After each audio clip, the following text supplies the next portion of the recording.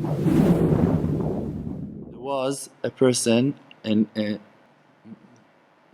Palestinian kid here in Eretz Israel, that he was a very intelligent kid, and he was going to their school.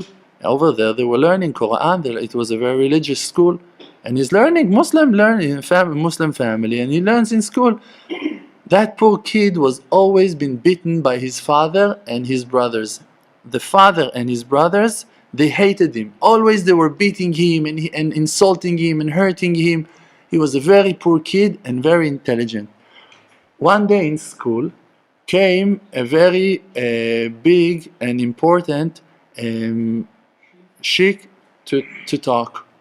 And he was saying things against Am Israel, that you need to go and kill the Jews and to make the war of jihad and stuff like that, and that you need to murder Jewish people.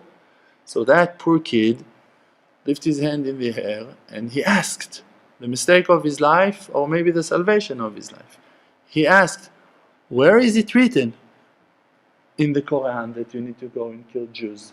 That kid, he knew the Quran by heart. It doesn't written that you need to kill Jews.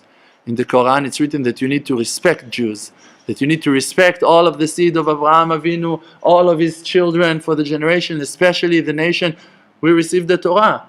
Christians, they also, I met a person on the way back from Uman. We made a stopping in Amsterdam.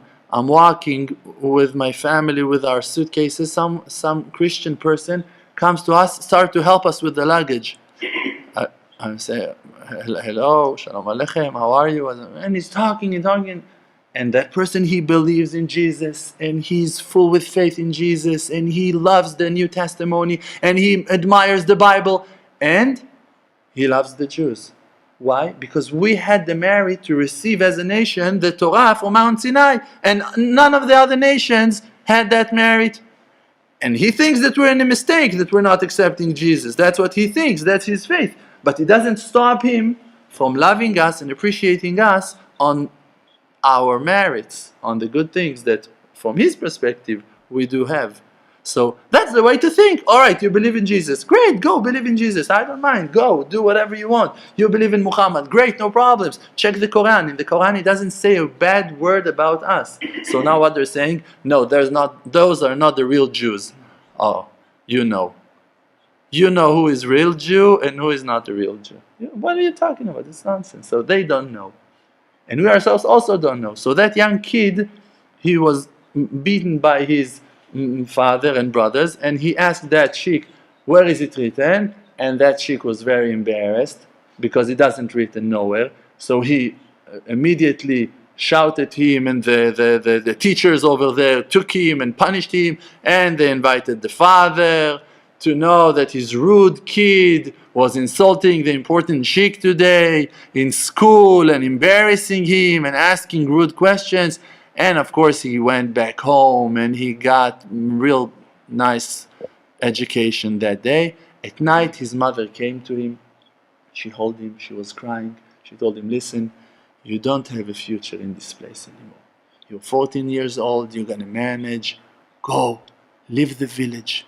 Go find your future. Go live somewhere else. Your father gonna kill you one day. You're not gonna make it. Go. And he was crying and she was crying, and he took some, I don't know what, and went. And he went to some Jewish city, and he found a certain garage, a musach, that people working, Jewish worker working over there. And he asked for a job, and they let him. And because that he was homeless, they let him stay in the garage. And like that, he spent his life until he was 17. 3 years he was working, I think, in that garage, and he was sleeping every night in the garage, working during the day. And the Jews, they loved him, and he was a very friendly person. Everyone loved him. And during Shabbos, that it's a day that we're not working in Shabbos, so he didn't have a place to be. So they were hosting him.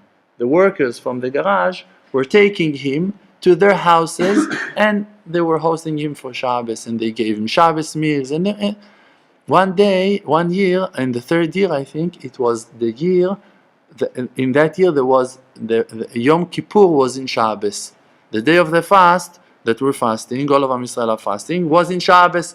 So they told that guy, listen, Muhammad, you cannot come to our house this Shabbos, we're sorry, it's Yom Kippur, we're not eating nothing, we're not drinking, there's no reason for you to come, so buy some food for yourself and stay in the garage. So he didn't really have what to do, so at night, it was Friday night, and he went for a walk. It was night, the garage was closed, nothing there. So he started to walk. He saw Jews walking with talitot, wrapping themselves with talit, and going to shul, going to Bet Knesset.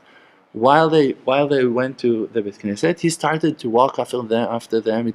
He was interesting to see that what they're doing. He went into the Bet Knesset to shul, and he heard them singing Lecha Dodi Likat Kala. While they're singing Lecha Dodi Likat Kala, he started to cry. The song that we're accepting Shabbos, and that young guy started to cry, and he's crying and crying and crying. And he doesn't know why he's crying, and no one else understands who is he and what he's doing over there without talit. And he went back to the garage and he cried all of the Shabbos, and he didn't understand what happens with him, nothing. After Shabbos, he decided he's going to go to visit his mother. He went back to the village in the time that his father wasn't home and the rest of his brothers, no one is there. He went home, knocked on the door, his mother opened. After 3 years they haven't met. They hugged, they kissed, they were crying, everything. While they're talking, he told her on his weird experience that he had, that he went to shul, to Bet Knesset. He told her, I'm working in a garage and nice Jews, they're helping me, they're feeding me, I have nice salary, I'm saving money, this and that. He probably gave her money, whatever, and everything. And he told her, I went to Bet Knesset, it was Yom Kippur, and I started to cry. I heard that song and I started to cry. While he's telling her that, she started to cry also. He asked her, why are you crying?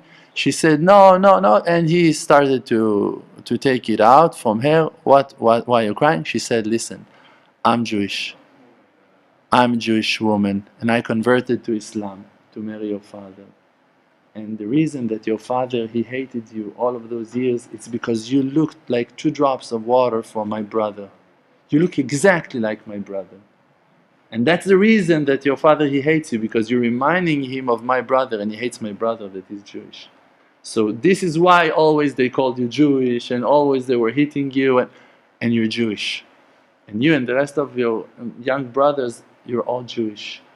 And she took out a picture that she had, and she gave it to her son, and she told him, I don't know who that grave belongs to, but that's one of our ancestors, and I don't know who it is.